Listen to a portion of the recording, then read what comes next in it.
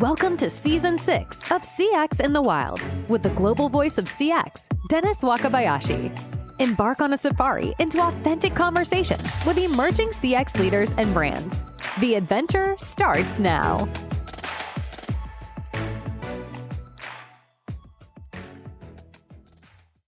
All right, let's start with who you are and what you do.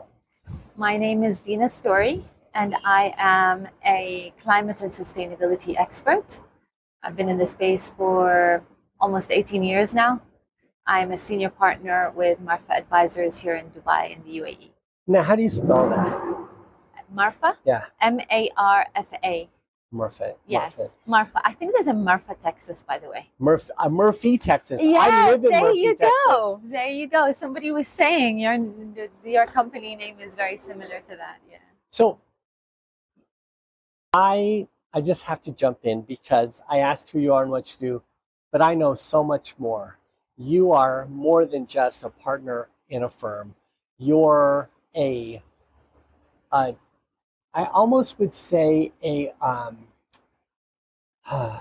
superhero might be too far, but your life story has been one of overcoming adversity, navigating the unknown, and you've done this on a world-class level. This isn't you started out poor and became the executive that you are only. You started out in one part of the world, and now you actually work with the top tier global leaders of the entire planet.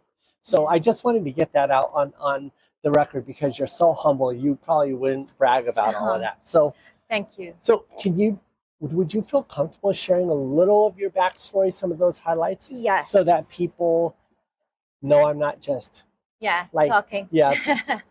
Well, let me tell you something. In the speaking events that I do and in what I talk about, I always say the words, forget sustainability. And I'll tell you why. And that is very much related to my story. So my personal life and my personal journey is related to my professional life and professional journey. When I say forget sustainability, I'm talking about the fact that we always talk about sustainability and it's so overused. But what does the word sustainability mean? It means sustaining the status quo. And if we lived to sustain the status quo, we are never going to get anywhere. The new paradigm in the sustainability or climate space, I won't call it the sustainability space, is regenerative. When we talk about the economy, the past 100 years, and we talk about the Industrial Revolution, we're talking about an extractive economy. We're talking about the fact that we were mining, we were taking from the earth. I compare that to that first chapter of my life, where I was living in a war-torn country, like you were saying. I'm from Iraq, I'm from Baghdad. I went through 2 wars. My father was imprisoned by Saddam. I had to drive across the border. I went through a time when there wasn't any food on my table, when there wasn't any electricity, because guess what? During Desert Storm, the first thing that they bombed was the electricity and the water and all of these basic human needs. So when you feel that, when you start feeling that, you are being extracted from as a human being. You are just being pulled to the point where you can't function anymore because you're from a Maslow's hierarchy of needs, your foundation is gone. Water is gone, food is gone. And there were times when there were only tomatoes in the house, or there's only, there's only, and I laugh sarcastically, and there's only things like lentils or beans or whatever. So you eat whatever, you manage. My parents were both extremely educated. My dad was a journalist. He passed away in 2007. And I saw him only 10 years later after I left, and he couldn't even remember my name because of the severe beatings, because of the situation that completely deteriorated his health. My mother is an immunologist. She was one of the first to actually work on the AIDS virus research in the 80s in London. So I came from a very educated family, and I was told from a young age that you have to persevere, you have to work, you have to try harder.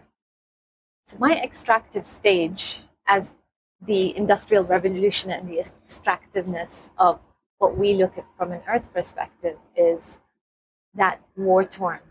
Then I got married and I moved to the US with my then husband.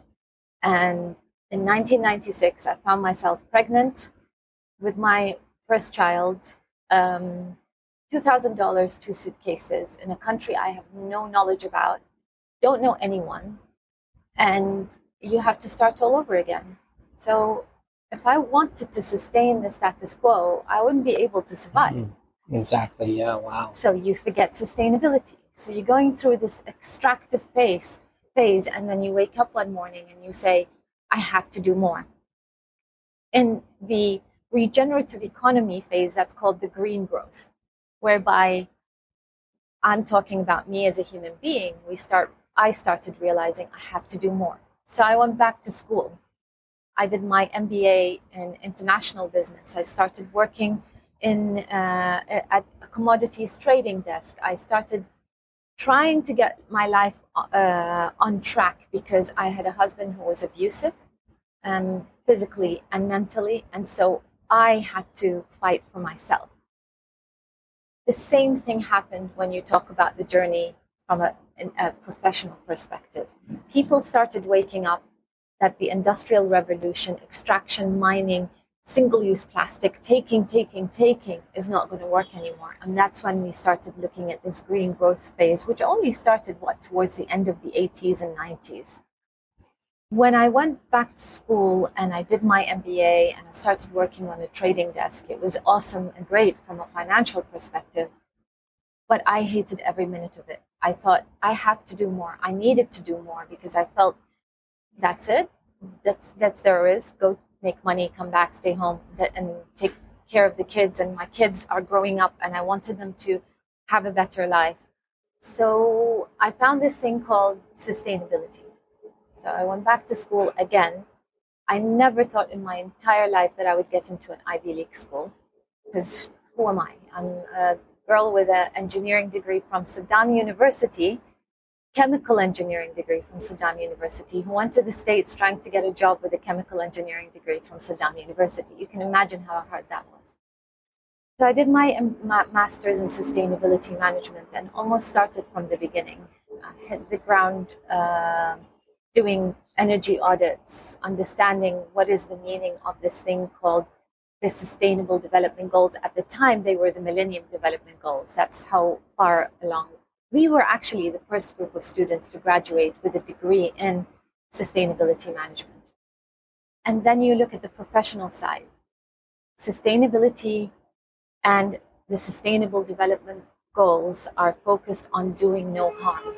The 17 SDGs are focused on trying to get us to a better place by doing no harm. And that's sustaining. And I started realizing that, again, that wasn't enough. Maybe I was too ambitious. Maybe it was a time for me to decide what to do next. And that's when I broke away from this marriage, and it wasn't easy. And that's when I started thinking, I have to make sure that there's this foundation for my children as they grow older that makes sense, not only for me, but for this higher calling called this planet Earth that we live on. Whether you're a believer or in climate change or a non-believer, it doesn't matter. What matters is your personal journey and how you, let's say, tread lightly upon this earth in this short time that we have. So that's basically my sustain phase. What I want to get to is my regenerative phase. When we talk about the regenerative economy, and I'm comparing, if you see, when I talk about the regenerative economy, is we are now at the point where we have to regenerate the soil, create regenerative buildings that not only reduce the CO2 emissions to the earth, but actually create green walls that create oxygen and so on and so forth. That's the regenerative part of what we're talking about. Regenerative farming No more the old ways of farming because we have to keep the soil for the next generation. In my case, regeneration is making sure that I have the opportunity to impact the 20 or 18, 20, 30-year-olds that are coming in after me, either into the sustainability space or are going through their own struggles, by just telling them about my life, about my struggles, but also saying, when you showed me your video about empathy, empathy is a massive part of regeneration, because when you regenerate, you have to empathize with an outer thing for you to be able to give back to that bigger and outer and let's say a bigger cause. So my story is just another story of somebody who's gone through a really hard time, but is looking at it from, how can I do better? How can I serve a bigger cause? In my case, the bigger cause is climate change impact. How do I bring my voice? How do I bring my experience to, even if it's just a small thing, working with farmers in Ghana, or giving my voice to, bees and bee conservation. That in itself, to me, is regeneration. And maybe I talked too no, much, but I wanted to give you that picture. For that context. And the regenerative part too, you and I spoke about this before we started the podcast, at this stage of life, as parents and as, I hate to say elderly people, but at our stage in life, you really have, you face these choices in the economic world of sort of attaching yourself to a company, and you kind of ride it out. Yeah. I always, when I was coming up through the business world, I always looked at three kinds of people and executives. There's climbers, and there's lifers, and then there's tourists. And I was always a climber, so I couldn't stay very long because the lifers hated it. But the older you get, the more these lifers. Yes. And the reason I draw this parallel is, to me, lifers, executives, and organizations, they're the sustainable people. Yes. And the regenerative people are like yourself, who say, I'm going to go out here and I'm going to make change, and I have to discover where the change can happen in order to be part of it. And you can't do that in a fixed position. And so that leads you to the work you're doing now, this regenerative discovering of new pathways for thought or participation at Marfa. Tell me about Marfa. So Marfa is a tiny little company started by a good friend of mine. His name is Shabib, who I love dearly, and here in Dubai. But the idea behind Marfa is that it's more than making impact. So what we do is, there's so much stuff going out there about innovators, innovations, companies that are making a difference somewhere else in the world, but can't necessarily quite fit and be tailored to what we have here.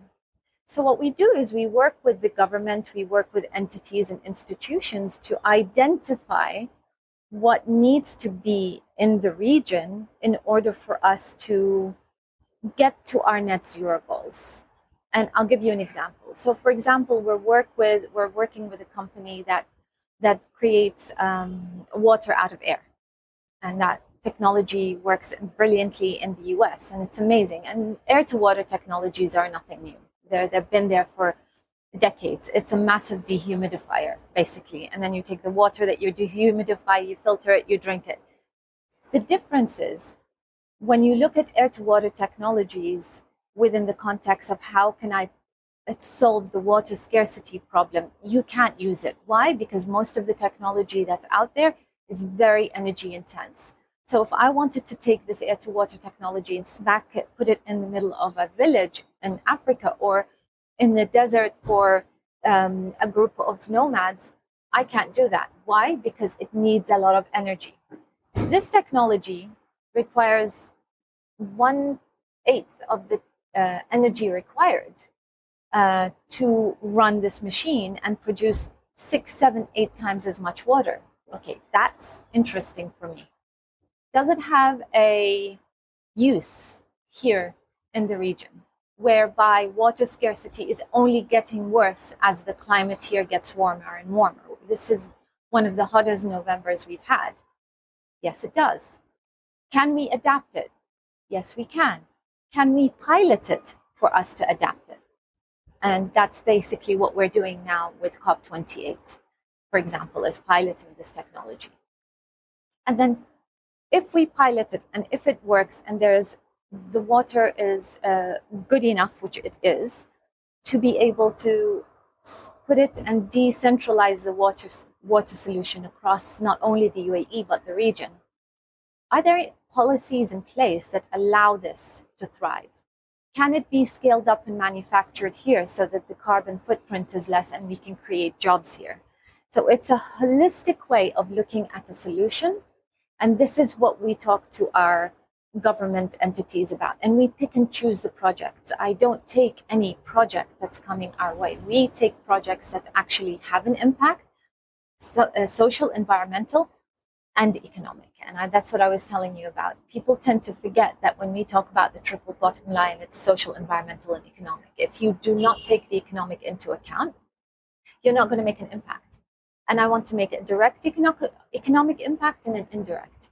How do I grow the green GDP and create jobs at the same time while making a good income for this organization that's developed this technology? When you talk about that, when I was growing up in the US, we had a lot of causes around the environment, recycling or saving forests or these sorts of things. And for some reason, I feel like the branding or the messaging was always around a charitable cause or a donation of some sort. And when I listen to you talk about the economic impact, the reality is, I feel like in order for this to, in order for us to go from sustainability to regenerative, Yeah. it has to have a financial upside for a business, or else Absolutely. maybe it keeps staying in that sort of save the world Yes. context rather than regenerate the world. And how do you describe that to people or explain it so that it's accessible? Because it's a learning, like people have to learn what these words mean. I think we've moved away from the Live Aid days of the 80s. And, feed the world, let's go give everybody. It doesn't work anymore. Why? Because when you're looking, even from a philanthropic perspective, you see companies like the Bill and Melinda Gates Foundation. They're no longer just giving money. You can give money, but partnering with an entity so you create a for-profit capability so that the money keeps giving back is very important. And I give the Bill and Melinda Gates, I give water.org and others who are in the space of creating impact more than in the space of making money.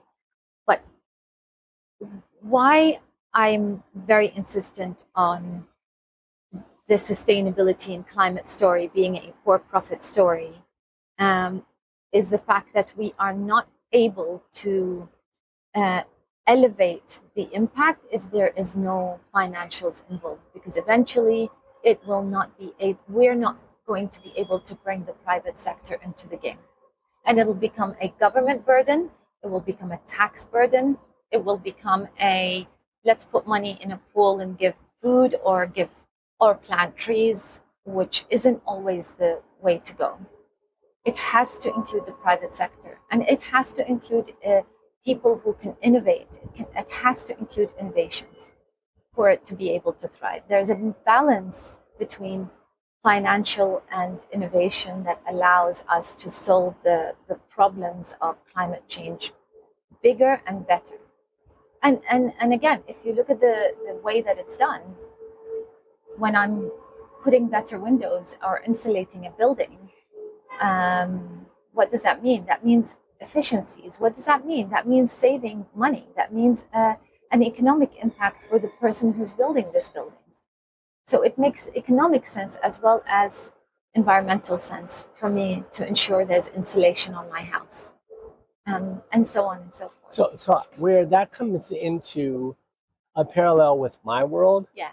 my eyes were recently opened up by, maybe you know this gentleman, Vikram Krishna. Yes. Do you know him? Yeah. So he's got an initiative, and what he and I were talking about, and it just suddenly hit me as he was talking about it, which is whether it's sustainability or regenerative, whatever these terms or languages or this new vocabulary is, part of the customer experience is this regenerative, sustainable strategy focus. And his point was, he said, take for instance this plastic cup you're drinking out of. You didn't ask for that. It just showed up in your life one day as a consumer. Yes. Well, we need to make these other aspects of the economy that you're talking about available to the customer experiences. Yes. As a natural part of the consumption process is the regenerative elements of it. Absolutely. Guess what? Customers are demanding it now. People are now looking at where the product is made, where my dollars are going and making an impact. And it's the same thing. Nobody wants, you talked about the customer centers. Well, nobody wants a customer center that's a sweatshop. Yeah. But if you have a customer center that creates smiles and that the people there have jobs, I would tell that story. If I am somebody who has a company that is measuring their social and environmental impact and has an ESG reporting process, and I'm creating a customer service center where I am reducing crime and creating jobs and having families have energy and water in their house, oh my goodness, I would tell that story. Yeah. And I would expand that impact because somebody out there, another organization, would say, I should do that too. And that's, when we talk ESG, environmental, social governance, a lot of these big companies are now reporting on ESG. Nobody believes in ESG. And I say, you don't have to believe in it, but look at the indicators and see how you can improve upon them from an environmental and a social perspective, and put your impact at a really high level so that decision makers can say, I want a business center to be in an area like that. Find that area. It makes economic sense, but you're also hitting a target when it comes to your social impact. Yeah. And that's where that linkage comes in.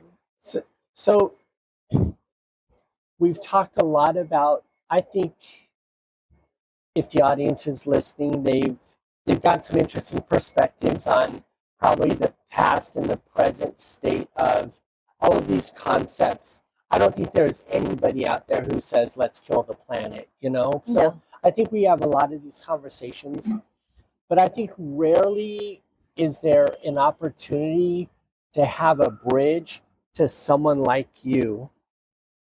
Your networking, your voice around the world is significant, but also your mathematical mind. And I'm certain your partner has an equal sensibility about the economics. So it's really an opportunity for someone to learn about you and your partner's work, your business.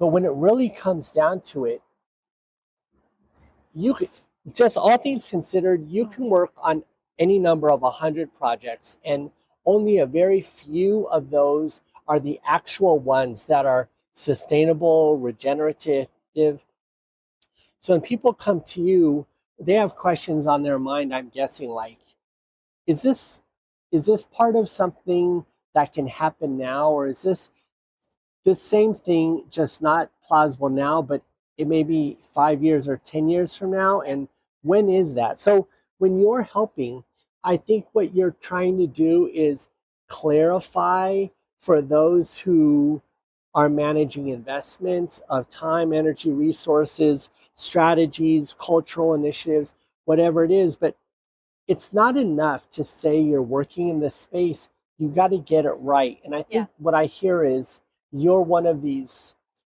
new leaders who is closer to showing people how to get it right. Maybe. There's no such thing as right. It's right for the situation and what you're trying to create. What we've done is found let's say, an equation that makes financial sense, as well as create impact, social and environmental. When we work with the financial sector on blended finance methodologies in order to bring a project in the developing world to life,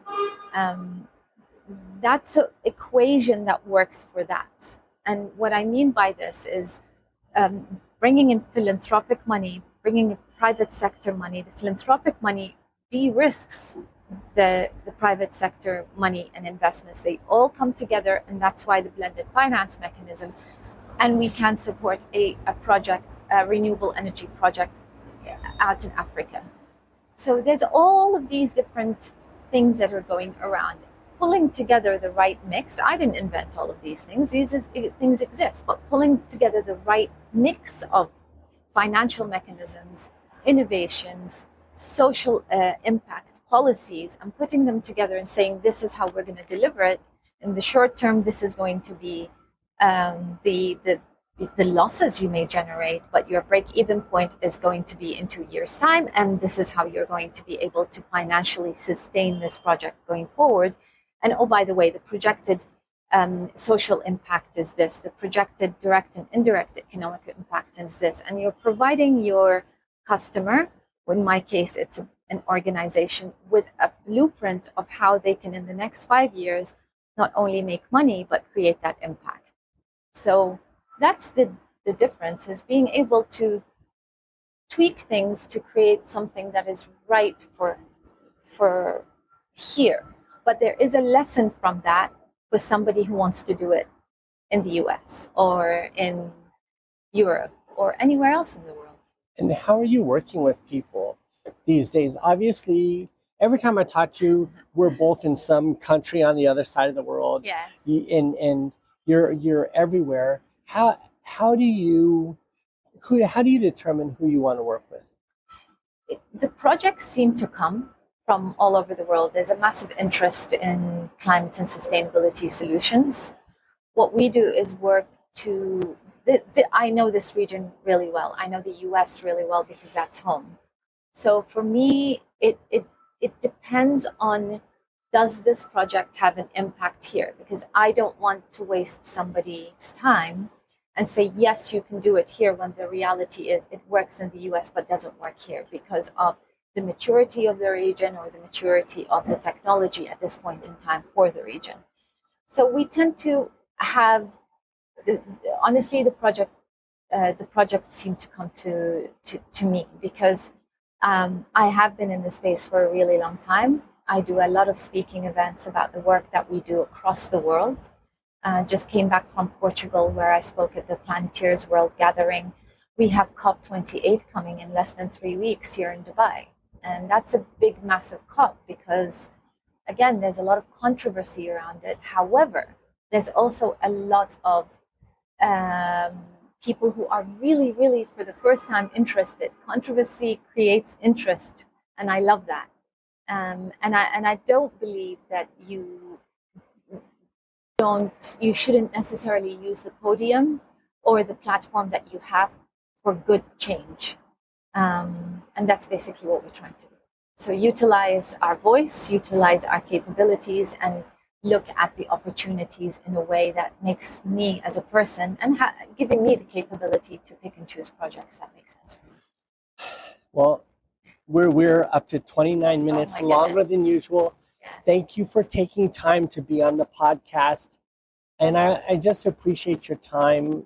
And I know you're very busy. I feel honored that you would pop over Thank you. and have coffee with me and be on the podcast And today. next time I'm in the US, I'll come see you. But if you're going to be here for a while, please, I'd love to introduce you to some people as well. I would love that. Next time when you're in the US, it'll be Marfa and Murphy. Yes, there you go, Podcast. Marfa and Murphy. All right.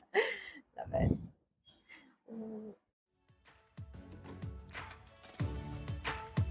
Hopefully, today's exploration with CX in the Wild has unearthed fresh CX insights for you. Be sure to explore previous episodes or share this podcast to invite others on our safari. Have a great suggestion or want to be on the show? Reach out to Dennis on LinkedIn. Until next time, stay curious and keep exploring the wild world of CX.